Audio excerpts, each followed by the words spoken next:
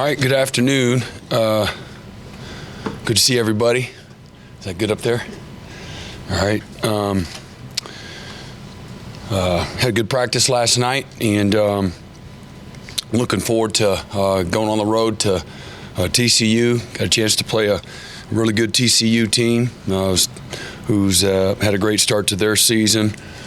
Is one of the top offenses in the country. Got the quarterback leads the nation in passing efficiencies at 77% completion percentage, 8 touchdowns, no interceptions. Max Dugan's really playing well. Got a great offense up to this point in time in the season. They've done incredibly well. Second in the country in yards per play at 8.1 yards a play, and a bunch of seniors and juniors on their offense. They've done a great job at systematically putting them in position to be successful. Defense improved from what they've been, and have a coach coordinating their defense that had incredible success at Tulsa systematically as well. Got excellent players. Again, on both sides of the ball, terrific skill. As good as skills we'll see, certainly better than what we've seen up to this point in time at receiver. And so got a great challenge for us. Our guys are anxious and eager to improve and get better, and show that last week wasn't really reflective and indicative of the type of performance that we're capable of. But at the end of the day, got to dust ourselves off, like I said before, and we got to be more precise in everything that we do. And to me, everything starts with discipline, and discipline to have the mindset of, doing all the little things that it takes, over and over and over and over and over until you can't get it wrong, And that's got to be, again, a daily commitment to doing that. It starts with certainly how you meet. It starts with how you stretch. It starts with how you go to individual. How do you go to inside drill, one-on-ones, and mastering your craft takes a lot of work and a lot of struggle, a lot of perseverance, and we got to trust and have a respect for, again, what it takes to play at a really high level. I said this before as well, that pressure, exposes both the good and the bad. And we got to foundationally rely on, how we do what we do, and again, the discipline that it takes to play at a high level. If that's discipline not to have a procedural issue, or a discipline to take the right angles to the football so we don't have a face mask, or the discipline to execute a screen and go so we're not running into receivers.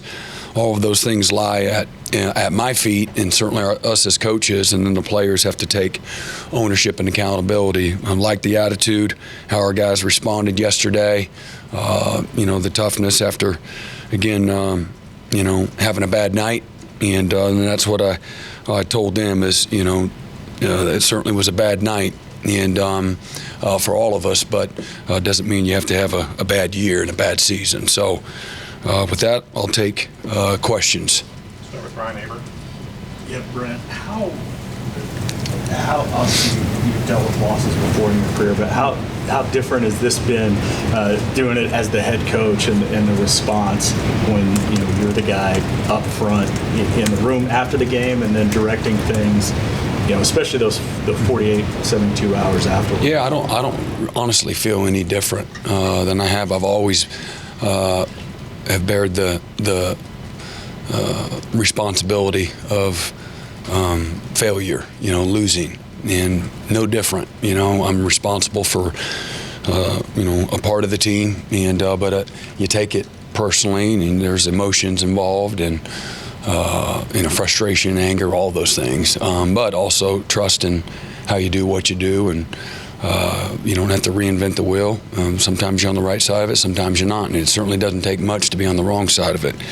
So you got to have, perspective and composure and your leadership skills, and no different for me whatsoever.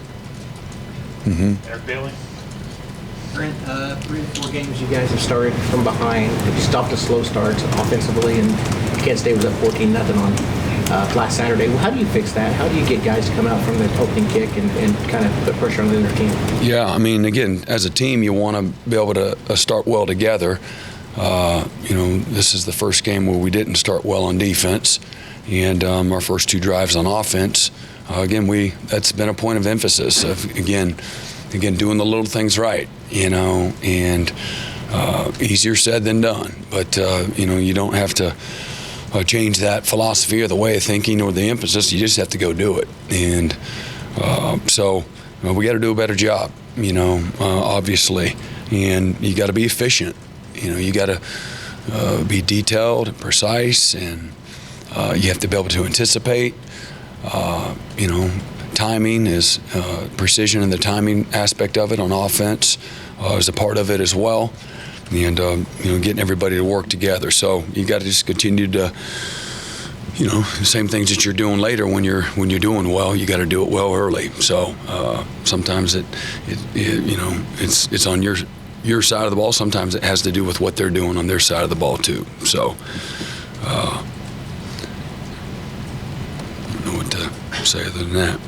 Besides Jesse Crittenden? Brent, you guys have talked about stripping it down to the studs even after wins. With a loss like this, how do you handle that dynamic of, not dwelling too much on that loss while also, focusing and trying to fix those mistakes heading into TCU? You handle it the same way. Every week you start completely over. You always, as coaches, whether you're successful or not, and I've said this plenty of times, the first 3 weeks is that sometimes, you had a successful play, but you did a lot that was wrong. You just were the lesser of 2 evils.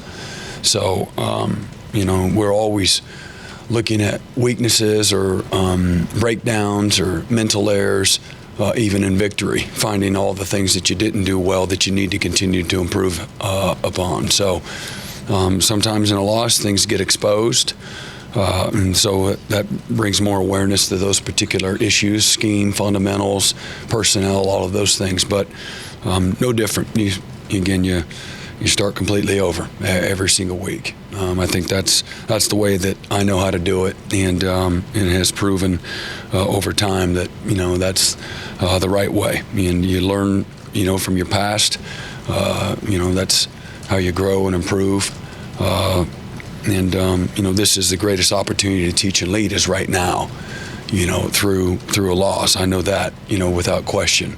And, as we've had success early in the season, you got to take the bad with the good too. It just goes with it. So, but you got to lean on the foundation of, again, accountability and discipline and being physical and playing with great fundamentals, all the same things, whether you win or you lose. That's what, has longevity. Yeah, Brent, you mentioned before you're looking for more depth linebacker room. How tough is that to accomplish during the course of the season? And are guys like Kip or Kobe, are they anywhere near close to perhaps starting to... Kobe's redshirting. Kip is redshirting as of right now too. And as I said earlier in fall camp, Kobe missed most of fall camp. And so there's a learning curve there. So unfortunately, he, it's just he's got a ways to go from a mental standpoint, like most freshmen. So, and Kip, same thing. He's just got to functionally get stronger in the weight room. He needs a red shirt from that standpoint. Depth's not great there, guys going to earn their opportunities based on what they do on the field at practice. There are a lot of new things that they saw on the field last Saturday. No excuse, but those guys, it's one thing for a guy that's played a little bit to, make adjustments on the fly. It's another thing for young players to go in there and throw them in the lion's den. So couldn't have been much worse. It's easy to say that now, but, we got to continue to develop the depth there. Eli? We've got a couple guys talking about the rat poison last week, and other guys talking about what got exposed Saturday. What do you think were maybe the lessons that this group learned or had to learn? I think what I saw was guys afraid to make mistakes. We played on our heels. We weren't physical at the point of attack. We haven't been that way. Well, that's what I saw. I saw guys pressing, trying to do a little bit too much. I didn't think we played very well from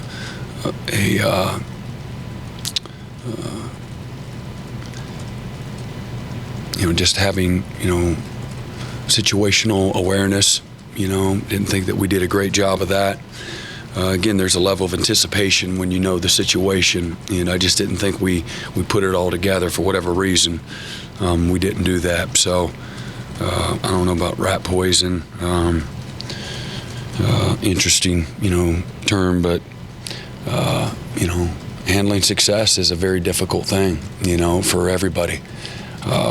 And I've always taken tremendous pride in being the anti-success,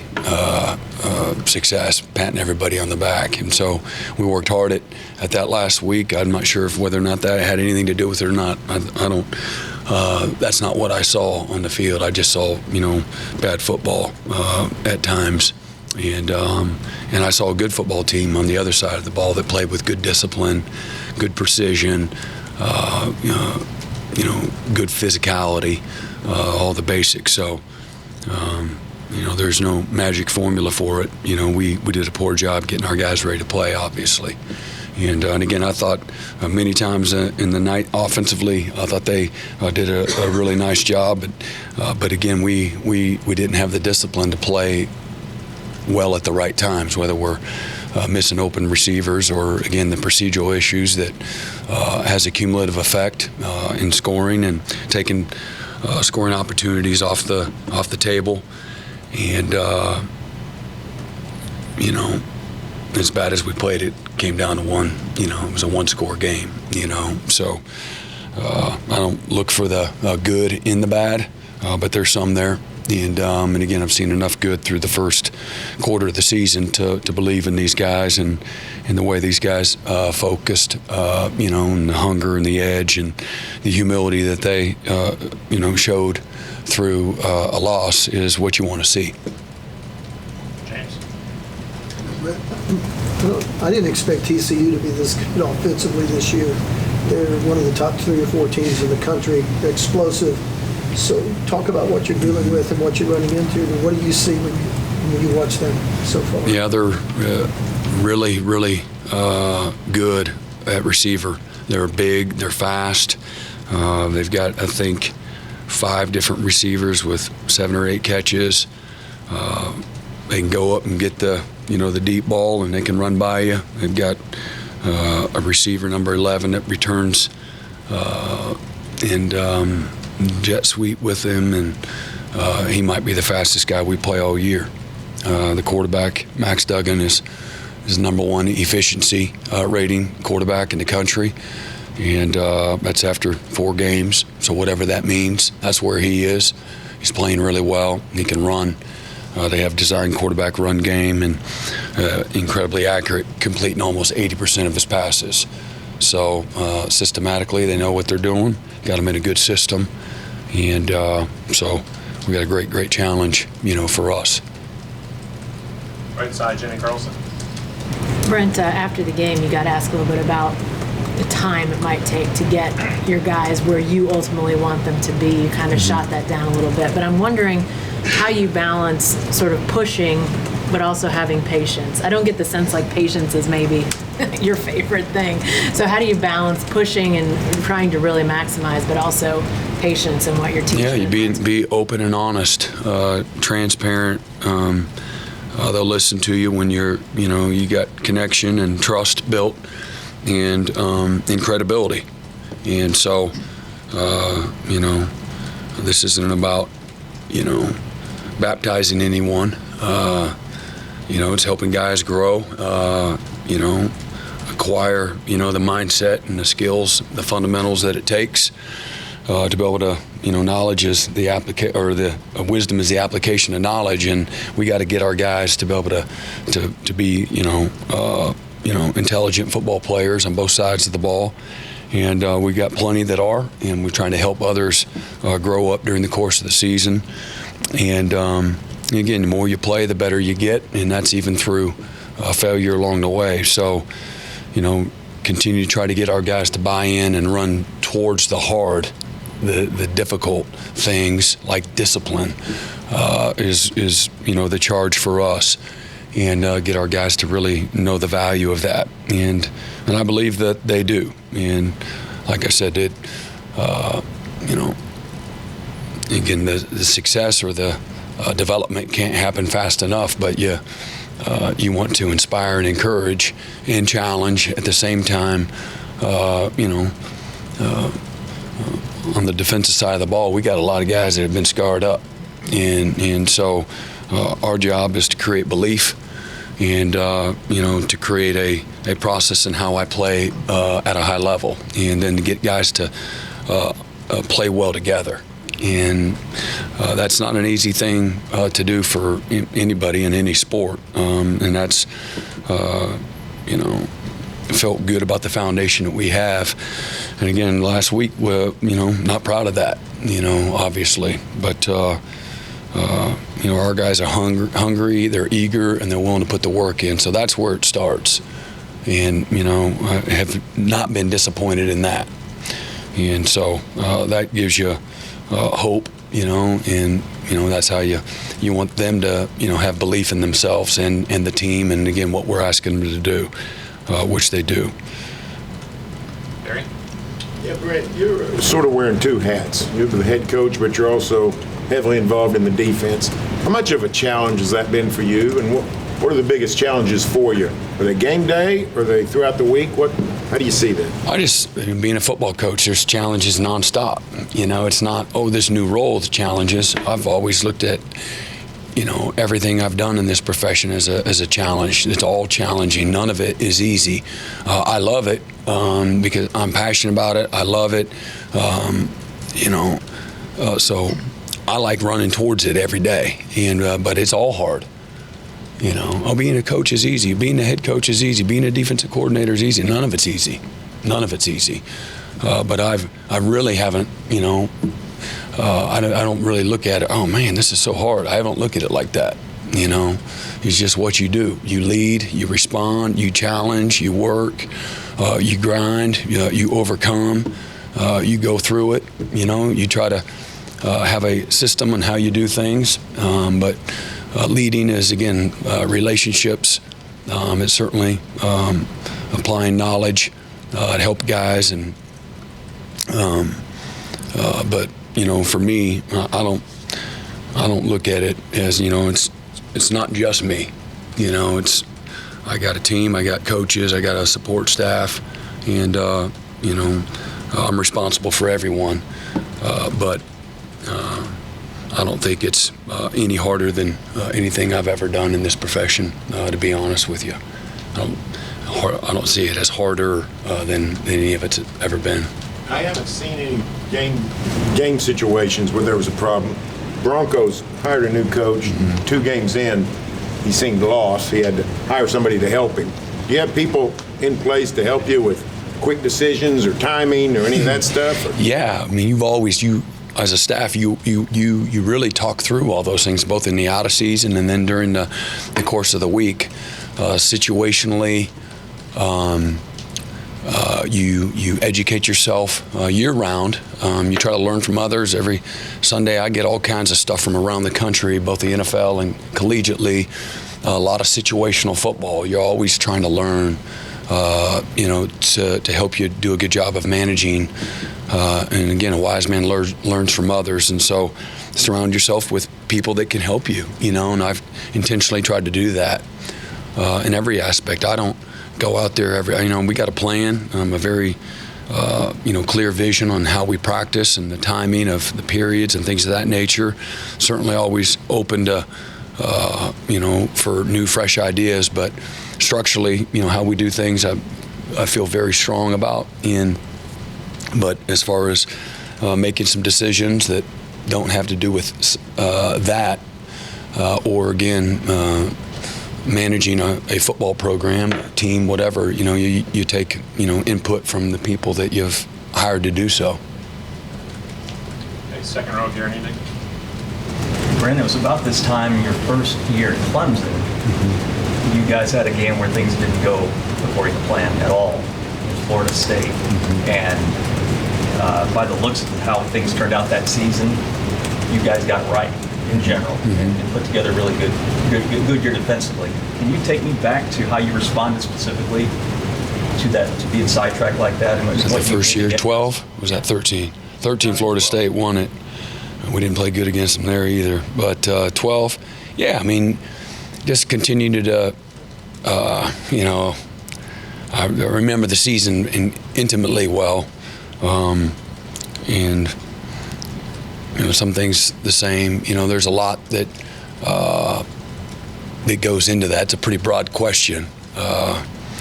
But, playing inconsistent, sticking to a plan, believing in guys, encouraging, challenging, being honest, as opposed to negative and ostracizing and pointing a finger. When you are in this arena, it's all of you, and so just continue to be who you've been.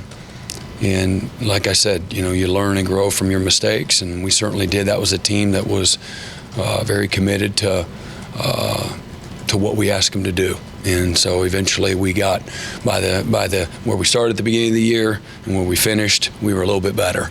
And then in 13, same thing, and then in 14, we led the country in 13, 14 categories. And but it's a process, and it takes a lot of work from a lot of people. And I was one of the many people that was responsible for that. But you have some tough moments. I mean, again, just like the little baby learning how to walk, right? Take a few head plants into the coffee table, right? Along the way, but eventually they're running and doing their thing. But same thing, if you're going to grow a healthy culture and a healthy, defense, there's no easy way to do it, or a healthy team, something that has a root system and has longevity. It has to go through that process. It doesn't, ever happen fast enough. But that there's, incremental improvement. Last week, again, like I said, I hate beating a dead horse, trying to move on to TCU, but, there wasn't a whole lot to be excited about, in the most critical times of the game, we did not, as a football team, we were not able to put our best foot forward, and that's a very discouraging place to be. On offense, we did, and on defense, we didn't. Our last two drives in the fourth quarter were, I think, a 70 and an 80-yard touchdown drive. So, but you flush it, and you make a cut up. You show them, hey, these are the things we did wrong. Now look, we've done this. We've done this a lot, and you have it intercutted with plays that actually are executed well. The same exact play. Like, here's not good, here it's excellent. Here it's not good, here it's excellent. And you gotta, what we're trying to, quit learning just what you do. And you try to memorize just what you do, then you don't know the why and the how and the when and the what. You're not really empowered. But when there's a real transformation is when guys really start understand how they fit next to the guys that are surrounding them. That's kind of, I don't know if that makes a lot of sense to people that haven't been in that, minutia, but that's when you really start to come together. And so we've tried to teach football to these guys, for the last several months, and they'll get it, and again, Saturday wasn't indicative of the growth that we've seen, but it is a process, and that's a fairly good example of where that defense was, and and the slow improvement that you saw there, and next thing you know, and you recruit to that, players that they want to be coached in a system like that. And again, how you coach, how you develop, the accountability, the leadership, the toughness, you're able to develop that in-house, and then you recruit to it as well. And next thing you know, you build a culture that's very player-driven, and the players are literally defending the standard every day. So that's what we're doing right now. Far right, Cliff Bruns. Yeah, Coach, so I'm talking about defense here. You know, we're in this kind of a day and age of highlights and social media, and, you know, guys want to make those big plays, the big interceptions, the big strip, and this and that. But also something to be said for, I don't know, squaring your shoulders, moving your feet, you know, head up, driving through and bringing a guy to the ground. How hard is it to teach that basic stuff is important in this day and age? And do you feel like your guys got it? I don't know day and age, but it's always, one, it's important. Two, it's hard. You know, if it was easy, then everybody would play discipline, you know? And to me, you got to have respect for, you know, how you play a certain way and how you prepare a certain way. You got to have like genuine, deep-seated respect. And, you know, there were times, again, last weekend where we didn't look like we did, you know, like it was the first time. But you have to have, you know, the respect for a certain way of doing things, what's acceptable, what's not. And you're trying to develop habits. You know, you want to, you know, make good, clean football, fundamentally sound, physical, disciplined, together, cohesive. You want to make that, you know, second nature, you know, to the guys. And right now it's not where you want it to be. And but you've seen signs where it has been, and you just got to do it more consistently. And so it's not an easy thing to do whatsoever. Maybe it's the receiver trying to jump up and, you know, one-hand the ball, or, you know, something. You see it a lot of times in pregame, you know, they're trying to make it look, you know, highlight reel like. And so you got to, you know, break guys of habits like that. And, you know, it's promoted in the outside, but certainly not on the practice field. So, you know, breaking, if you have bad habits, you know, you're trying to, you know, break those and improve those. That's not an easy thing to do, but you go at it every day anyway, you know, with how you do what you do. Back left, or over here, John Herbert. I'm interested about a team's identity, what we call a college football team's identity. Is it important to establish something like that, what you would look at as what the team is about? And then can that kind of thing change and evolve basically over the course of the season, what you think your team is based on a win or a loss, because this is such a results-oriented business? I mean, identity is, you know, yeah, absolutely, it's a thing, you know, and every year you develop that as a, you know, a team. Not every team's identity is the same. As a program, you want to have an identity, but every team, you know, will form their own, you know, what they're kind of known for, what they're going to be about. And it's one thing to have a thought process for it, and then it's another to go and you know, go do it. And so that's, to me, that's developed over, you know, a period of time. Sometimes, you know, by the end of the year, a body of work, this is who this team, this is what their identity was. And, you know, the course of a season will, you know, have a big part into that. So, to me, you don't want to lose your identity in a moment, you know, for whatever you think that it's becoming, and then you have a bad moment. You don't want to lose your identity, the things you've been hanging your hat on in a moment. And that's been a, you know, something that we've talked thoroughly through, you know, in the last, you know, several hours. So the result of that game Saturday didn't change your opinion of what this team's identity is? No, not whatsoever. And I don't know what that identity is yet, other than it's been a very committed team, a team that's bought in to everything that we've asked them to do. It's a very close team. It's a team that has taken accountability and responsibility. No, they haven't run away from that, you know, and, you know, and coach is right there with them. So, again, I don't think you lose your identity in a moment. You know, so. Okay, second row, Joe Bettner. Brent, you talked about players trying maybe too hard to not make mistakes. Was there anything situationally or circumstances that you could sense that might be the case last Saturday, and how do you correct that moving You just, again, you put all the good that they've done in front of them to try to reinforce the things that you're talking about. That's the biggest thing, and then you go back out and you practice it and you coach it and you practice it and you coach, just a repetition, and you don't waver, in your belief system, and again, how you play well, the things that it takes to play well. That's really, just stick to the basics and the foundation, the fundamentals, eyes, hands, feet, effort, toughness, accountability, physicality, discipline. Just keep reinforcing those things that, that give you a chance to be successful over and over and over. Encourage your guys, again, to run right directly towards the hard things and not shy away from it. So just, that's what you do. Far right, Justin Martinez. Hey, Brent, we saw what happened the last time you guys went on the road against Nebraska. I know TCU is a different opponent, but is that a game you guys can point to in terms of this is what happens when you prepare mentally for a road environment?